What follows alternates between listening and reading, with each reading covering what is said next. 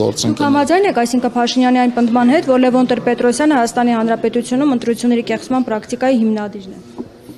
Եթե նկատի ունենք նախագահական երկրորդ ընտրությունները իր երկրորդ ժամկետի հետ կապված Հայաստանի ճնշող մեծամասնությունն է այդ կարծիքով համակարծիք եւ այդ մասը բազմաթիվ անգամներ քննարկվել է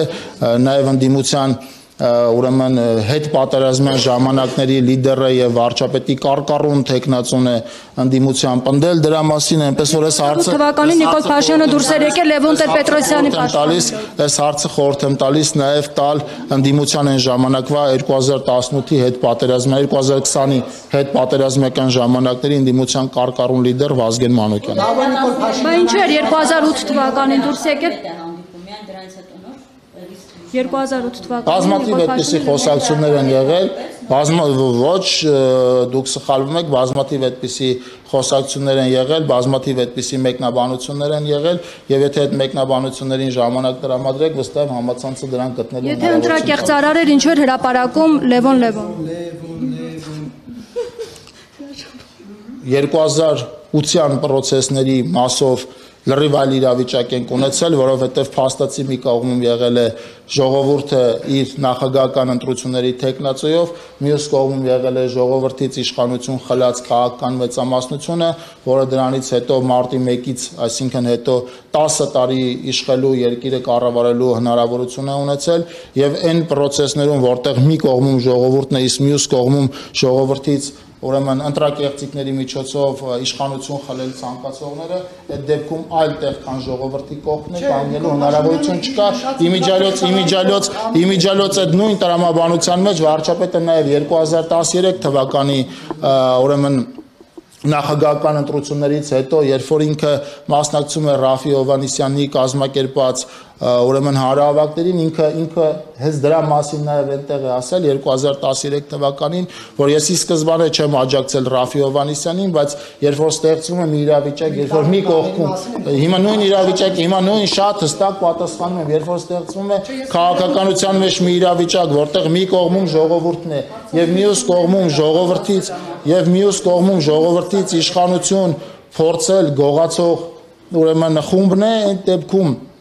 կանգնել այլտեղ քան ժողովրդի կողքն է, այլ հնարավորություն քաղաքական գործիչը չունի։ Մեկ անգամ իմ հարցը տամ ավելի փորձել ներողություն Նիկոլ Փաշինյանը 2008 թվականին Ազատության հրապարակում հնչեցնում է առաջին նախագահի։ Դուք ձևակերպում եք նույն հարցը, ես ձևակերպում նույն պատասխանը։ Չէ, ես որովհետև մի կողմում, որտեղ ընտրությունները կեղծվել են, մի կողմում կեղծված ընտրություններով ժողովուրդն է իր քաղաքական լիդերի գլխավորությամբ, մյուսում մեջ ժողովրդից իշխանություն գողանալ փորձող քաղաքական ուժն է եւ քաղաքական ընդդիմադիր քաղաքական գործիչը այլտեղ քան ժողովրդի կողքն է կանգնելու հնարավորություն չունի։ Մի դեպքում ժողովրդի տեխնացուն 2008-ին ժողովրդի տեխնացուն եղել է Լևոն Տեր-Պետրոսյանը, 2013-ին ժողովրդի տեխնացուն եղել է Ռաֆի Հովհաննիսյանը եւ հանրապետության վարչապետը այն ժամանակ որպես ընդդիմադիր քաղաքական գործիչ կանգնել է այն կողմում, որտեղ ժողովուրդն է։ Դրանից հետո քաղաքական գործընթացները գնացել են այլ ուղղությամբ, որի մասով վարչապետը 2013-14 թվականներին հոդված է ունեցել գրած այդ հոդվածին հիմա չեմ ուզենա հղում անեմ, որովհետև վերնագրի մասով գուցե ուրեմն չկարողանամ վերնագիրը հիշել, բայց պիտի ասեմ, որ այդ հոդվածը այն խորը հակասությունների մասին էր, որ այդ ժամանակ ինքը ուներ ՀԱԿ-ի հետ որպես այն ուրեմն խմբակցություն, որի падգամավոր էր հանդիսանում ինքը, եւ դրանից հետո արդեն պրոցեսները գնացել են այն ուղղությամբ, որի արդյունքում հիմնադրվել է նախ քաղաքացիական պայմանագիր հանրային քաղաքական միավորումը եւ հետո հանրային քաղաքական միավորումը դարձել է կուսակցություն, հետո այդ կուսակցությունը ընտրություններին ստացել է Հայաստանի Հանրապետության քաղաքացիների մեծամասնության ձայները, հետո հաջորդ ընտրություններին հաստատել է էլի այդ մեծամասնության ձայները եւ գնում է այն ճանապարհով, որ 2026 թվականին էլի կստանա Հայաստանի Հանրապետության քաղաքացիների մեծամասնության ձայները։ Վարչապետ Փաշինյանը միացնում է լսել իր հացածությունը։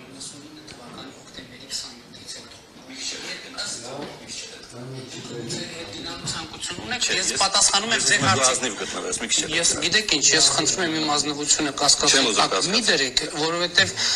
ես միշտ ազնիվ եմ եւ ես պատասխանում եմ ձեր հարցին։ Դուք ինձ հարցնում եք ինչ եք կարծում, երբ է դրվել հիմքը։ Ես ասում եմ, որ հիմքը դրվել է 1999 թվականի հոկտեմբերին։ Ենթադրում իմ ասած հոդվածը տպագրվել է սրանից հետո։ Չէ, սա ավելի վաղ ժամանակների հարցազրույց է,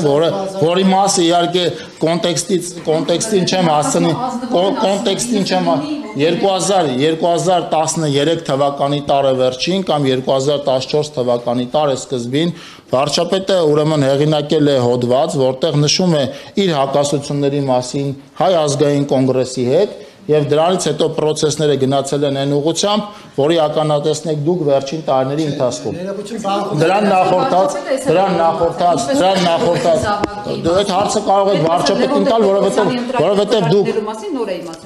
դուք կարճ 20 վայրկյանանոց տեսանյութ եք ասում, որի բովանդակային մասով ես հիմա ծանոթանալու հնարավորություն չունեմ։ Ես ձեզ ասում եմ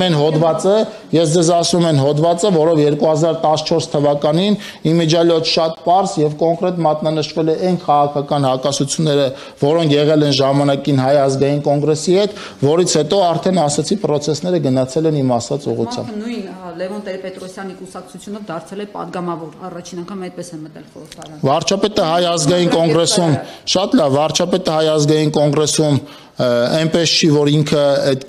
ձայների ստացման process-ում մասնակցություն չի ունեցել, էական մասնակցություն է ունեցել եւ դրան հաջորդող process-ները ներառյալ Թավշյա ոչ բռնի հեղափոխությունը ցույց տվեցին եկան ապացուցելու, որ վարչապետը քաղաքացիների աջակցությունը վայելող քաղաքական գործիչ է եւ հետագա process-ները սրա ուրեմն մասին են խոսում մինչ օրս, իմիջիալոց մինչ օրս։